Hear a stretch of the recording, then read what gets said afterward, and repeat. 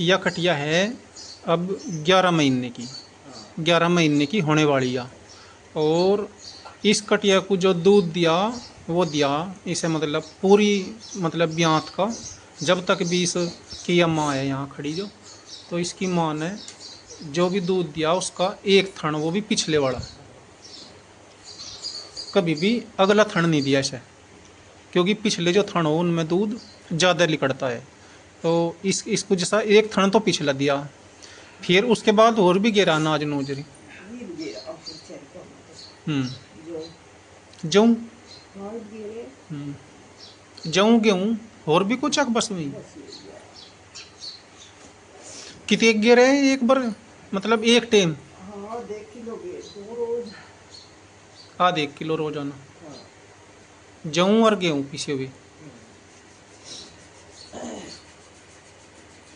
जो एक थन तक कम मिले फिर कमजोरी रह जा बस। हम्म हम्म हाँ यार, दो आगे को हो जाएगी आगे की। हम्म हम्म घास ही अपनी माँ के दौरे ही खाऊ जा।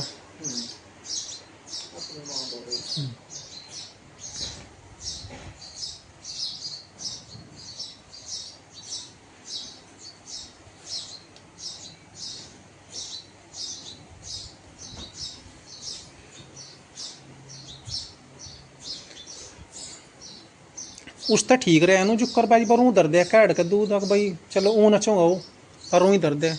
फिर आखिरी में धरे हूँ तो बस वो दांत ते थन थुन ना कटे, जिब कटडू कुछ बड़ा हो जा और वो ज़्यादा सख्त भींच दे थनों को काटने लगे कभी कभी। हाँ, तो उसके बाद में फिर इसको एक थन का नहरा दूध काट के ऊँ धर देते थे भिगोने में, और वो उसको ये पी जा फिर अपने आप। थन काटने लगे लोग तो फिर भिगोना में भर कर दूध को ऊँ धर दे, पर देवे उतना ही जितना उसको मिलता है रहा। यदि भैंस के बच्चे को शुरुआती दौर में ही माँ का दूध नहीं मिलता तो उसे फिर कितना ही नाच खिला लो, कुछ ही खिला लो, वो नहीं पनपता, न उसमें वह बात आती। तो इसलिए शुरुआती दौर में ही उसे जो दूध से पोषक तत्व मिलते हैं वे बहुत ज़रूरी होते हैं, और उसे भरपूर मात्रा में अपनी माँ का दूध मिलना चाहिए, जिससे कि वो एक तरह से बेहतर तरीके से विकास कर सके। कहीं जैसा दूध बेचने वाले हो वे दूध नहीं देते कटड़ू को, जो बच्चा हो तो बेचने के चक्कर में छोटा लालच करते रहे, और उससे जितने का मैं दूध बेचा है उससे ज़्यादा का वो जो कटड़ू हो उसका नुकसान हो जा।